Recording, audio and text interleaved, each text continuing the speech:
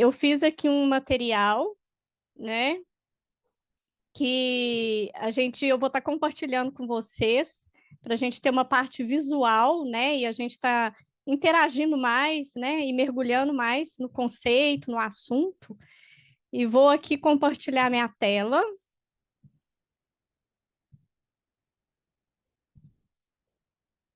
Tá todo mundo vendo aí?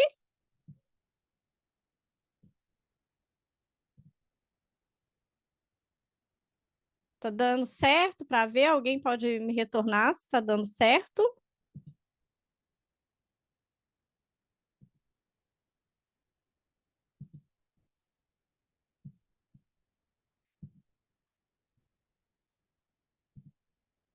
Hum.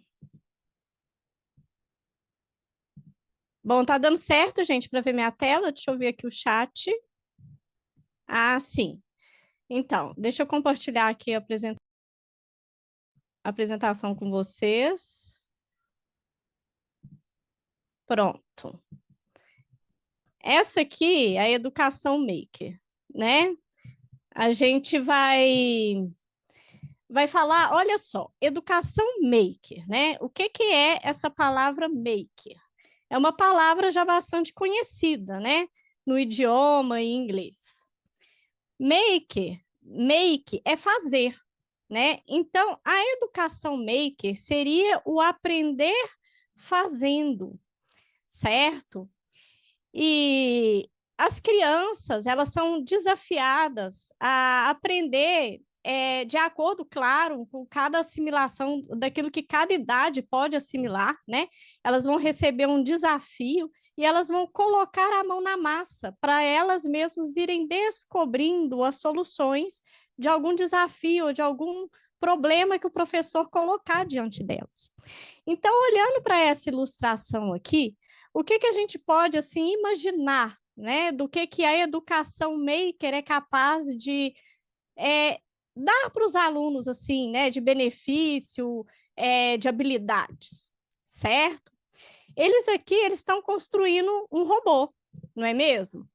Então, o professor ele pode, inicialmente, antes, fazer uma aula teórica sobre o que precisaria para o robozinho funcionar, né?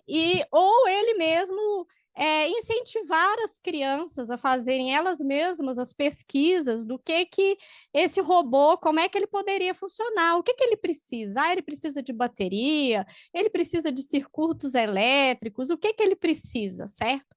Então, eles vão chegar numa sala que eles chamam de espaço maker, onde tem diversos materiais, os mais variados, certo? E lá eles vão ter um pouquinho de bateria, um pouquinho de fiação, né? Vão ter a parte do robô também. E eles vão colhendo, são trabalhos geralmente feitos em equipe, não são trabalhos individuais, né? Então, a gente pode imaginar, só olhando para essa ilustração aqui, o que seria desenvolvido, né, na criança. Eles pegariam os materiais e aí o que eles fariam?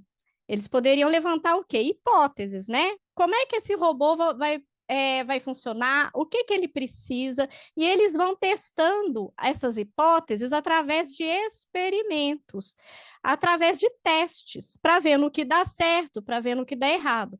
Por isso que a cultura maker, que eles falam muito, né, da cultura maker, né, porque não existe só dentro da educação, né? Você tem a cultura maker, que ele é também chamada de cultura da experimentação.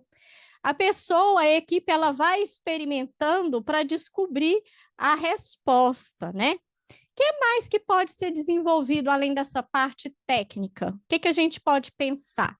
Se o trabalho é em grupo, vai desenvolver o quê? A comunicação, né? Todas aquelas habilidades socioemocionais que a educação disruptiva sempre está tentando assim colocar como importante também, né? Se nas escolas tradicionais a gente tem assim um pouco tipo um gargalo nessa parte, porque o aluno ele sempre senta olhando para as costas do coleguinha, né? E ele vê de frente apenas o professor ele é o centro daquela sala de aula e é a única pessoa que ele vê de frente, né?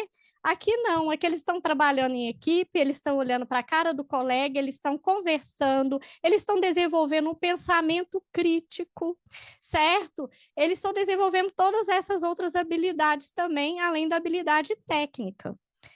Então, vamos ver. O que é educação maker? É o fazedor ou criador. É o modelo ativo de ensino. Por que ativo? Porque o aluno, ele vai ser aquela pessoa que vai estar buscando as respostas através da experimentação. Enquanto no outro método de ensino, no ensino tradicional, a gente tem o professor dando já todo aquele conhecimento pronto para o aluno, e ele ouvindo, ele sempre está ouvindo todas as respostas e todas aquelas coisas prontas, ali ele é um sujeito passivo. Aqui ele é um sujeito ativo, né? Porque ele mesmo vai aprender fazendo e colocando a mão na massa. E geralmente eles dão problemas de quê? Do dia a dia da criança, da vida real. Para quê? Para que aquilo se torne mais significativo para a criança, para que gere mais interesse para a criança, para que gere mais engajamento, né, na sala de aula e dentro do processo, né, de aprendizagem e tudo. Ele é originado do movimento Faça Você Mesmo, do DAI, né, que hoje é bastante conhecido, mas na verdade surgiu na década de 50, 60, né, todas essas coisas de DAI, de faça você mesmo. Hoje a gente tem diversos vídeos nas redes sociais, né, de DAI e tudo, mas na verdade já é um movimento antigo, né? Hoje ele é apenas mais bastante conhecido por causa das redes sociais. E durante o aprendizado Make, os alunos utilizam ferramentas e materiais variados, né? Para as crianças menores, eles utilizam mais aqueles materiais mesmo, mais simples, né, mais acessíveis, inclusive, como papelão, palito de picolé, né, as rodinhas dos carrinhos eles fazem mais com tampinha de refrigerante, que é aquela tampinha de plástico, são coisas mais assim, né? Já quando vai a criança, né, ou adolescente, eles já vão tendo uma capacidade maior do conhecimento, aí eles já começam a desenvolver alguns projetos um pouco mais complexos, né? E, claro, fomenta habilidades sociais, como já comentamos, né? E isso prepara também os alunos mais para o mercado de trabalho e para os desafios do século XXI. Porque o mercado de trabalho do futuro, daqui 20 anos, que essa garotada que está entrando agora na escola vai sair, já vai ser um mercado de trabalho um pouco diferente. E cada ano, cada década que passar, a gente vai estar havendo o quê? Um avanço cada vez mais rápido da tecnologia.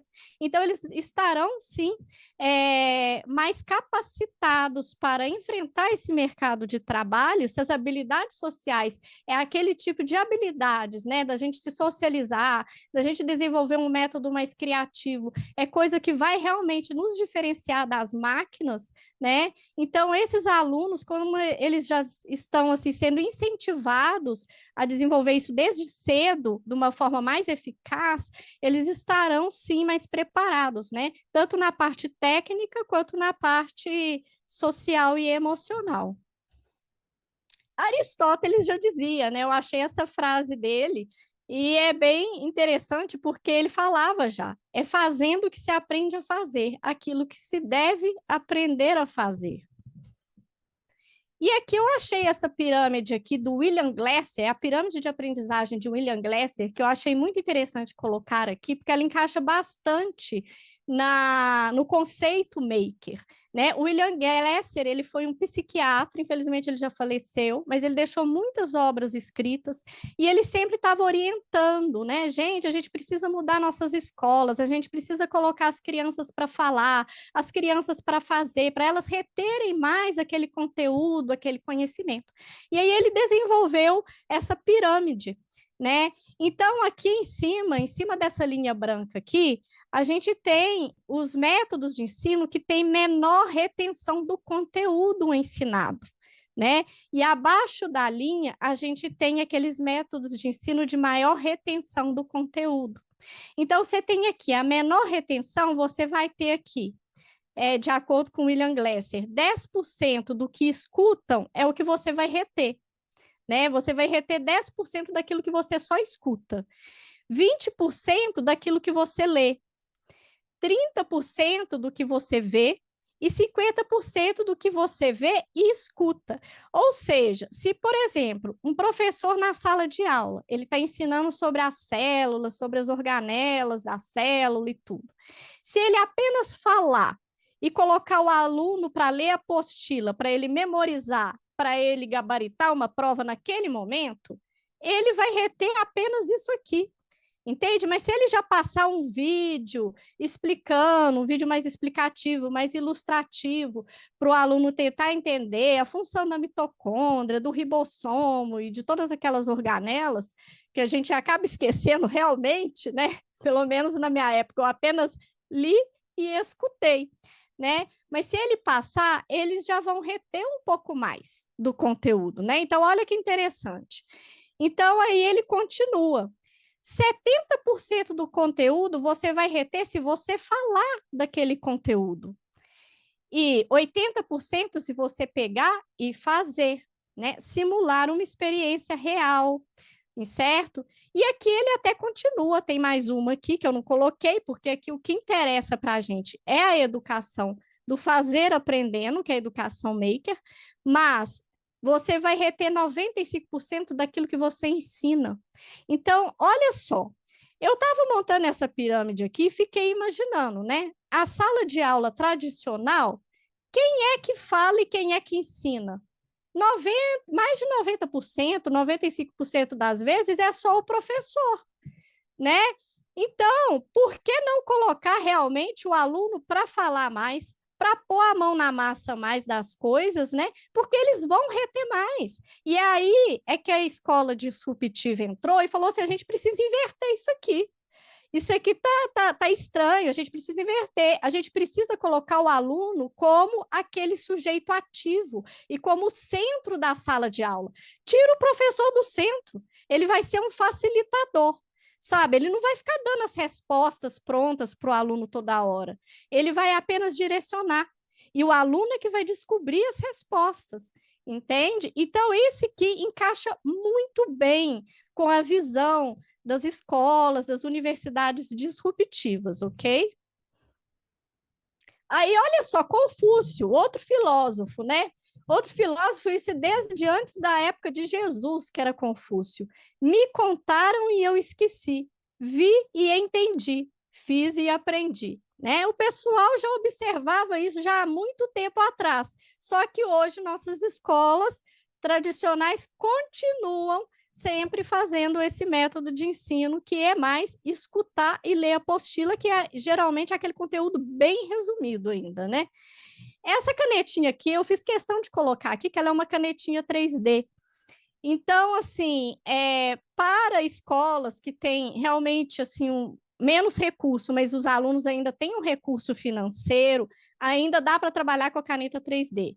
E eu, do jeito que eu sou curiosa, né, ainda pesquisei o preço da caneta 3D, gira em torno de 45 a 300 e tantos reais, sabe? É claro que ela tem um uso muito mais limitado que a impressora 3D, né? Mas já dá para fazer muita coisa dentro da sala do espaço maker com isso, certo?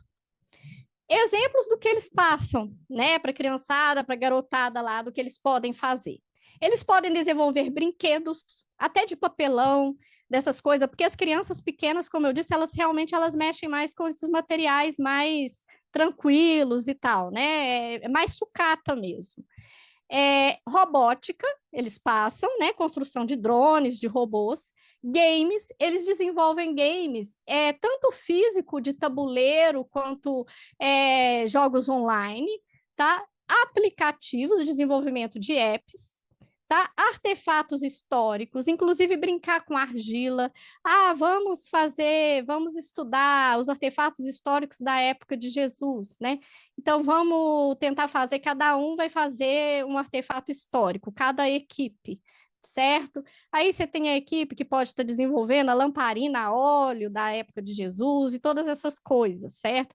Então aqui são alguns exemplos que eu trouxe do que eles passam para os alunos a desenvolver, tá? Esse Scratch eu achei interessante trazer também, porque ele é um site e ele é gratuito.